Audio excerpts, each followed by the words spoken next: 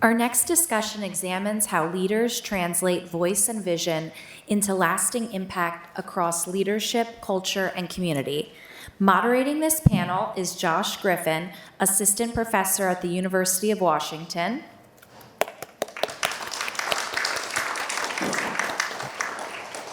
He is joined by Obioma Richardson, founder of Watch Her Win New York, our co-host this afternoon, Salman Ahmad of SSGWI and Junoon, Dr. Sadaf Jaffer, former New Jersey Assemblywoman and lecturer at Princeton University, and Momina Mustehsan, musician, singer, and songwriter. Please join me in welcoming our Voice to Impact panel.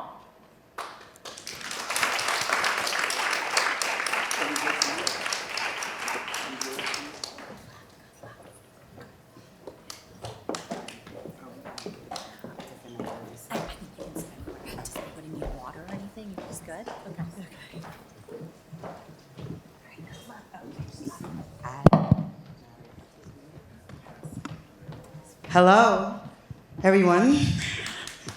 Hi, everybody. Thank you all for being here this afternoon and inviting me to come and moderate this conversation, and to our panelists. I've been asked to kind of begin this with a poem that kind of, inshallah, will tie into this conversation. Oh, okay. I was like, what? Raise your hand if you enjoy hiking or nature or anything of that. Yeah? Sometimes. Okay. So context, imagine you're standing at the middle fort in a trail and there's like vast evergreens in front of you and you don't know if you should go right, if you should go left, or maybe you just stand and take in the beauty and be with your body, be in the moment. So I offer you a hike to remember. I'm standing with you in silence. Each word is an image, a postcard picture that has captured a moment in time. The image you see is of an alpine lake gazing upon the vast wilderness and call this valley home. You and I are home. Please, be silent as you stand with me. Tell me, do you hear joy? It is the happiness born in your eyes, rolling down the curvature of your cheeks. These tears represent moments of unexpected beauty. Your cheeks tell a beautiful story. That life is a river of tears cascading from your eyes, coming to life when beauty stills your breath. Do not fight. Suffocate on this moment. Hold my hand, look into my eyes. Let us stand here and cry together. Let these tears I hide show you the pain I cry. Listen closely. Do you hear the distant stream? The wind that dances through the pines? A bald eagle suspended high in the sky. A bald eagle is not majestic. It is the head of the Ku Klux Klan and the black body of murdered ancestors. My ancestors' outstretched wings shout to me, are you what flying feels like? Each teardrop tells the eagle's outstretched wings, yes, I am what flying feels like, for I am free with nature. We are the season of fall, falling from evergreen limbs, having lived a summer and now resting during winter. Be forever born each season. And may we fall in love with life, where we both speak less and stand with silence more. Take time to pause, and stop running in your mind. Sitting atop the haystack on Mount Si, I look east and see the misty peaks I've climbed. Each trail has taught me to keep going. There are many more mountains to climb. Gratitude for my tree trunk's legs. You carried my body up mountains, past lakes, to the freest place, freedom. Gratitude to the eternal breath of my mother, breathe life into trees. Thank you for the breath housed in these lungs. Capture images in your soul because it can never be lost in clouds. Be as silently still as the strange fruit that still hangs from southern trees. A shriveled leaf rests beneath flakes of snow. Our eyes cannot see the light that lived within the leaf. The leaf is not dead. It lived and lives. Returning to earth to be born with roots that grow past sight, the leaf fell from compass limbs that branch true north, due west, back east, deep south. Let us wrap our arms around the base of redwoods. Our hands hold our ancestors' hands. Our collective pulse sing songs of better days, sung by lift every voice and sing songbirds perched high above. They sing, this is joy. This is happiness. This is joy. This is happiness. This is joy. This is happiness. We're standing at the fork in the trail. We're staring into the vast wilderness of the Middle Fork. With each breath, we inhale gratitude for life. How blessed are we to be alive? Let us thank the universe that is the stardust that is our bodies. Now we must leave and continue to hike or start this conversation. Thank you so much for being here.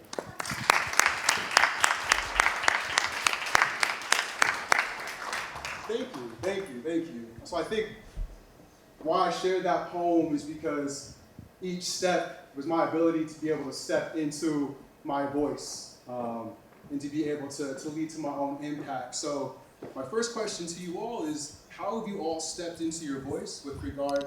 You want to let us introduce ourselves first? I'm going to, yeah. Oh, okay. Yeah. Okay. No, so I'm going to let you all introduce yourself, but then I also answer the question of how have you stepped into your voice that's led to impact, both professionally and personally. Oh, hi everyone. How have I stepped into my voice that has helped me lead my life, professionally, personally? I think authenticity. I really liked something you said in your poem about taking a pause. I think most of us are raised, or society teaches us to be in a rat race at all times. You're always taught to chase something or the other, never having a moment to sit down with yourself and reflect on what your goals are and what the expectations of you are from society or from the environment that you grow up in. For me, I think it's been different pauses at different phases of my life, reflection and curiosity that have led me to where I am today. And if you want to also introduce yourself too. My name is Momina Mustehsan. I wear many hats. I'm a human being. The past couple of years, I was identifying as a plant who aspired to grow into a tree. Happy to report I'm a human being again, but I am a biomedical engineer and applied mathematician.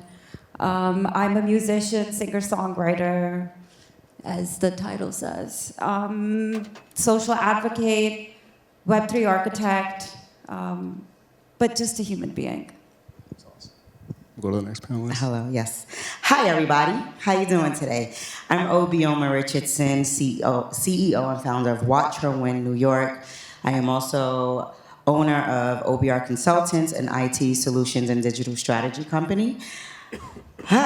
What has defined me? Life. I am a Bronx girl through and through. I come from a Puerto Rican mother and a Black father. I am a mom. And each way I have gone has taught me how to give back, especially to my community, how to be better every day. And I do take the pauses in life and during the day to really recognize on what I want to do for self and how to continue to have a serving heart. Thank you. Can I go? Yes, please. Hi, thank you. My name is Salman, Ahmad. I'm a physician by training, founder of South Asia's biggest rock band, Junoon, and president of SHGWI, along with my co-founder, Dr. Samina, and my team out there. And to answer your question about voice, so there's a great book I read by Paulo Coelho called The Alchemist. That's my favorite. Yeah, it's a great And I read that a long time ago, and there's a line in that which stuck with me. It said, when you follow your heart, the entire universe conspires to make you succeed. Now, I experienced that, and I have to tell a quick story about a song. Yeah. So born in Pakistan, grew up next to India, who has, Pakistanis consider it to be the Mecca of entertainment, with Bollywood. So everybody who would be coaching me as an artist would say, you need to style your music according to the taste that Bollywood demands, right? So, but I didn't follow, I followed my heart, and a song I wrote called Sayoni, Soulmate. Has anybody out there heard that song? So it is the antithesis of what a Bollywood song would be like, but it's close to 1 billion views.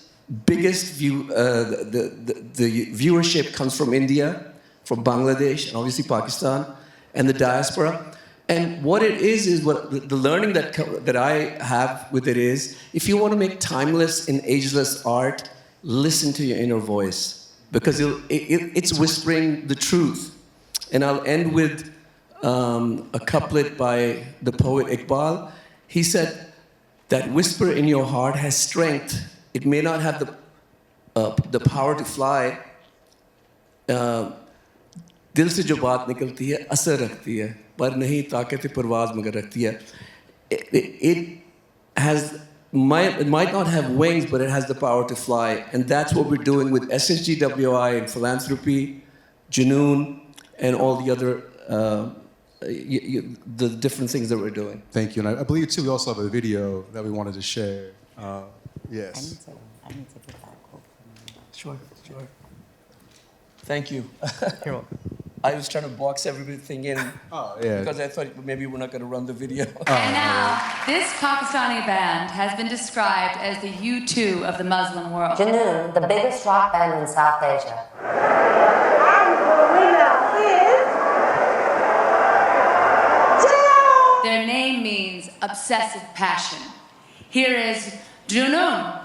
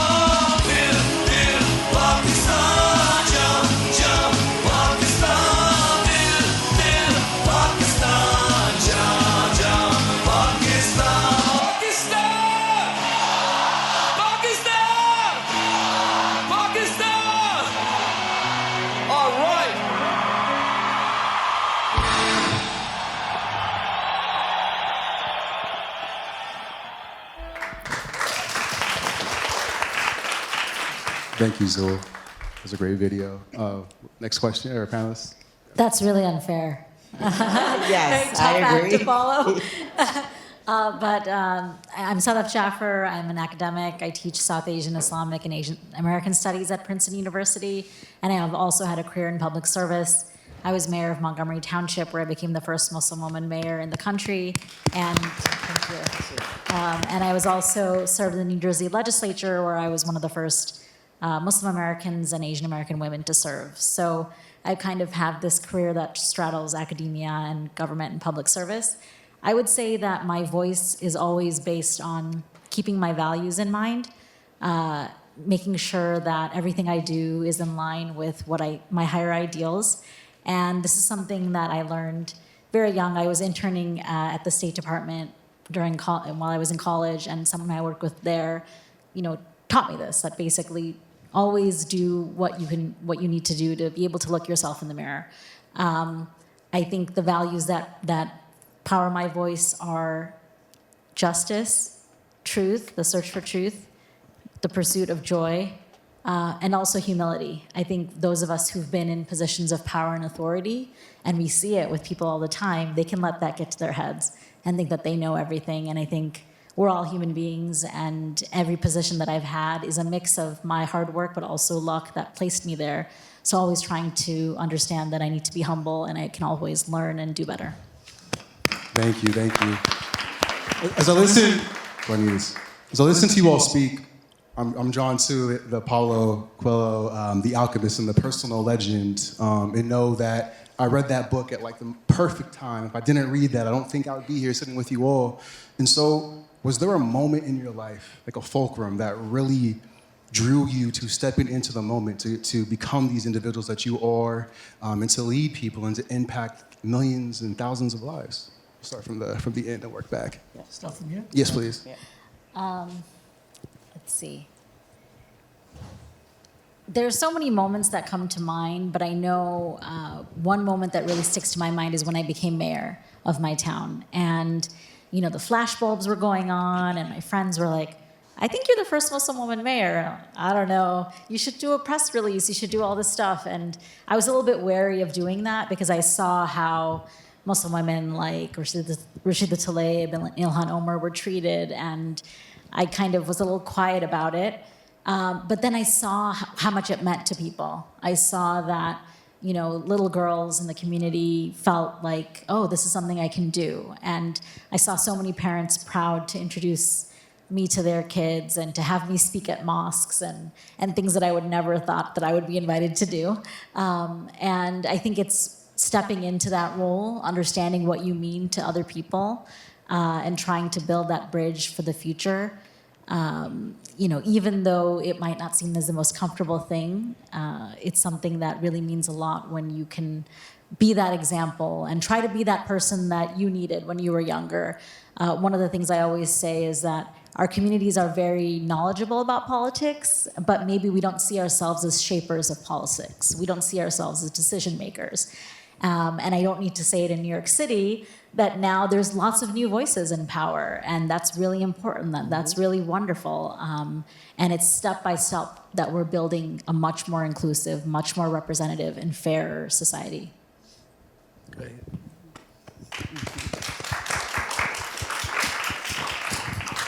So my book there, Rock and Roll Jihad, which I want to demystify the J word in there because people get scared.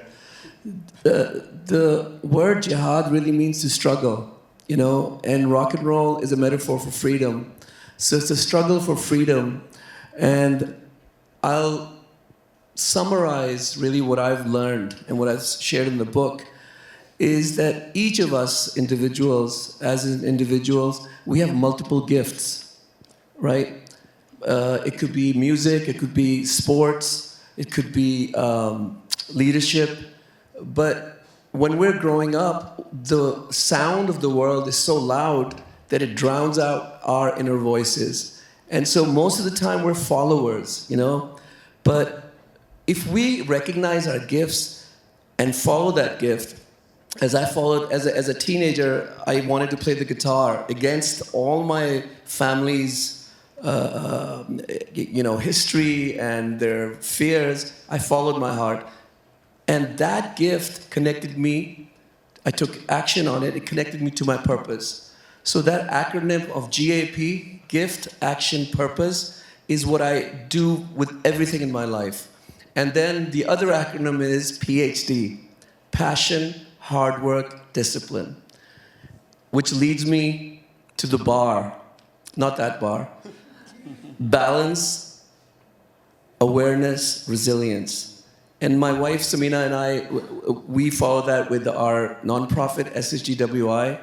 I try to teach that to my kids also, that you have to tune into yourself. And tuning into yourself will give you who you are authentically. Absolutely.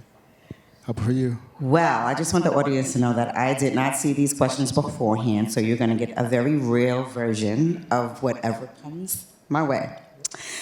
Being a Black woman in many spaces.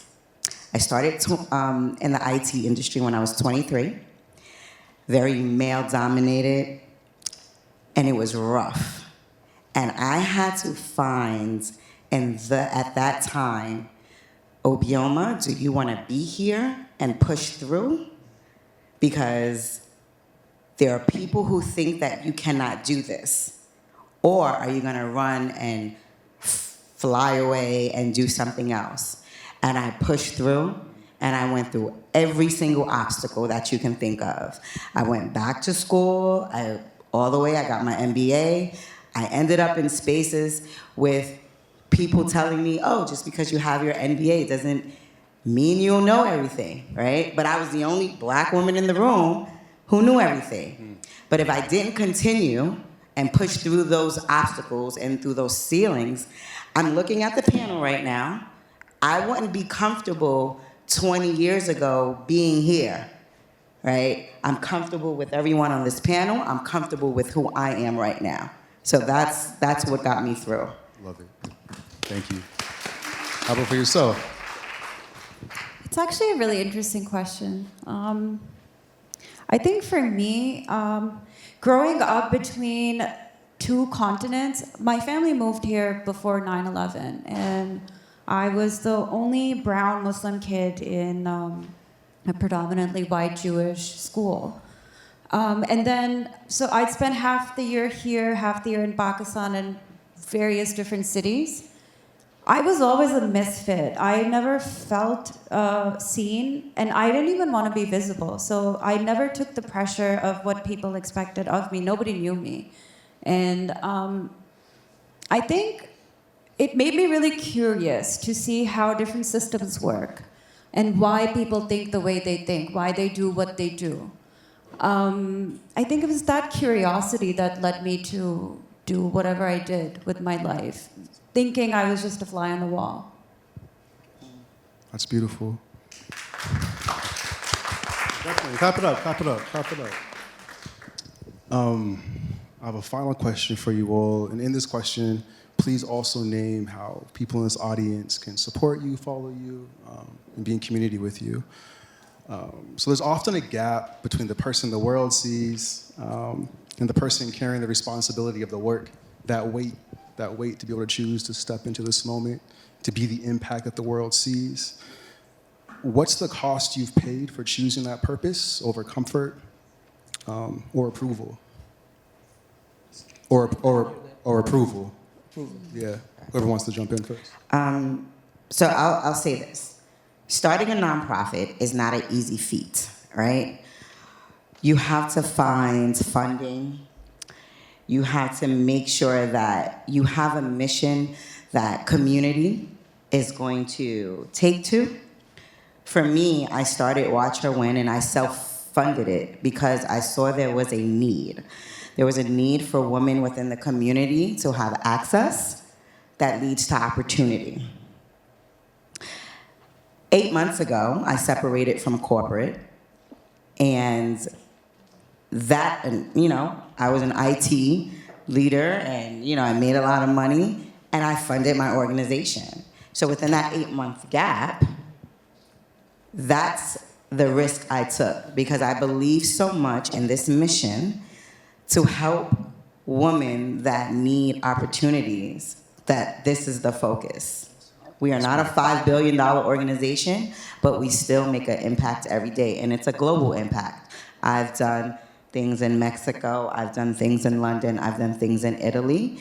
I do things in my community in the Bronx, okay? I've had partnerships with Capital One and M&T Bank, but that's all because I have to take the risk of not being tied to an entity to have the big salary in order to really give back to something that I care about. Thank you. So, being from my background and, some of my stances in politics has not been easy. And I've definitely faced a lot of attacks and harassment and, television ads, text messages going out to hundreds of thousands of people saying Sadaf Jaffer's a radical, this, that, the other thing doesn't belong here and all of that. And that can take a toll.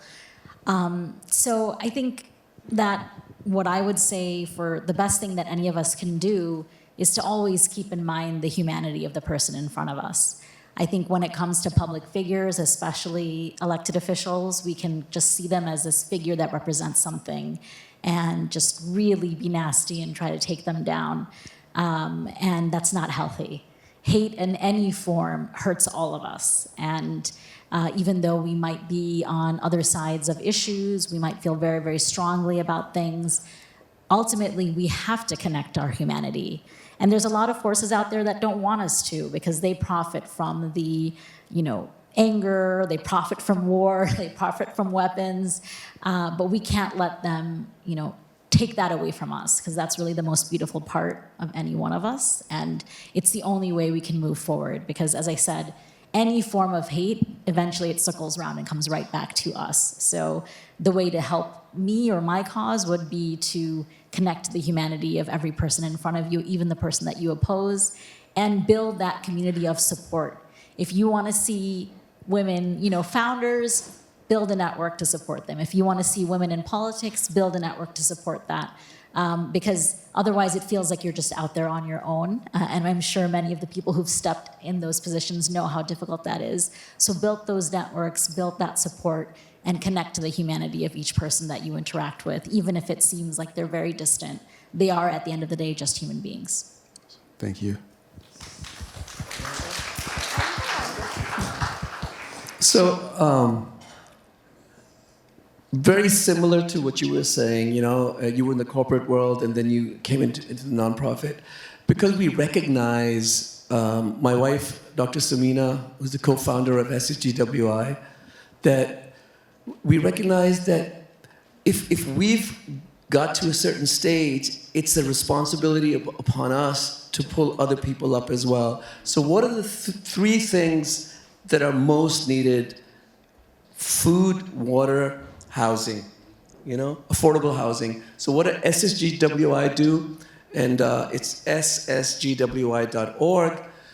We provide clean water, food rations, and affordable housing in rural areas, and we're expanding all the time. But one of the unique ways I was able to use, which is my corporate side, the music side, is that Samina and I started doing house concerts.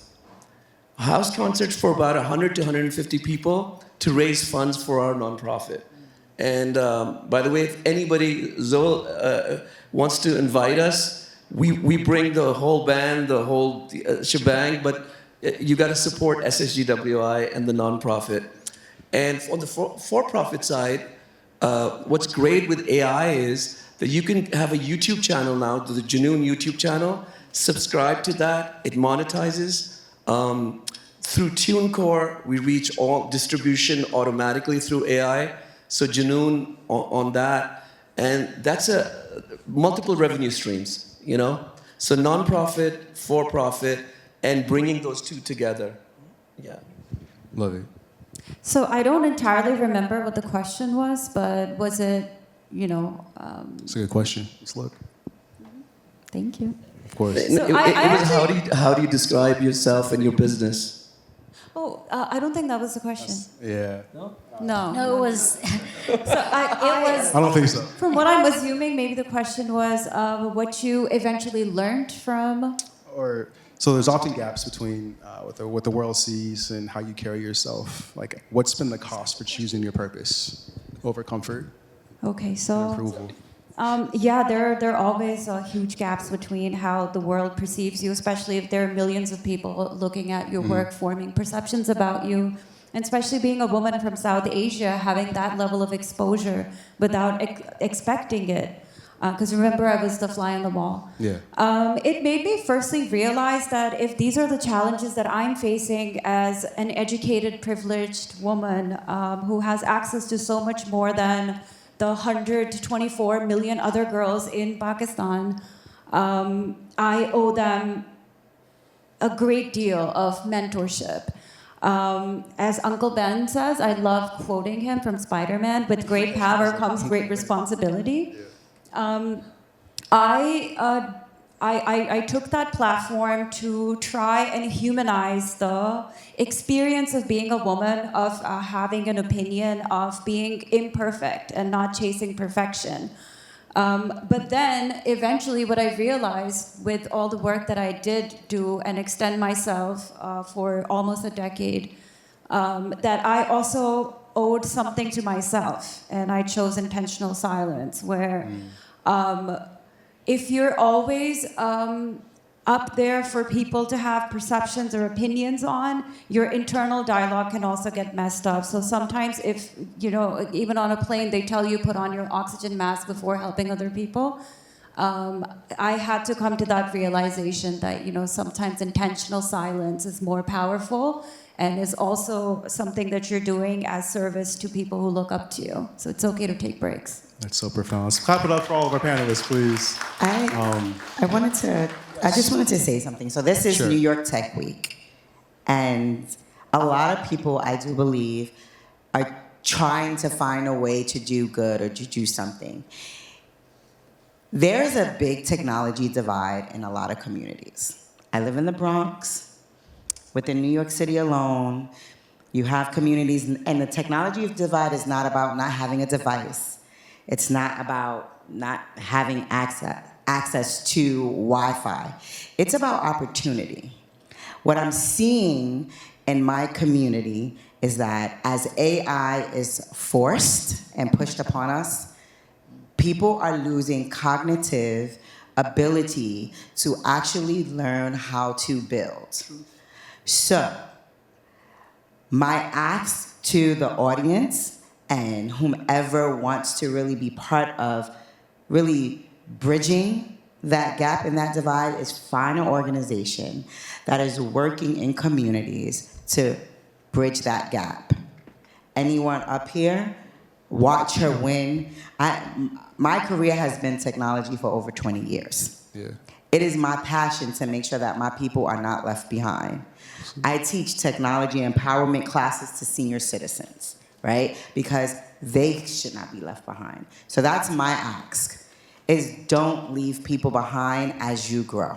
Thank you. I think that's a great way for us to segue into our next conversation. So thank you to our panelists. Thank you, Zul and Zul, for having us here. And next up, we have the AI panel. Thank you all.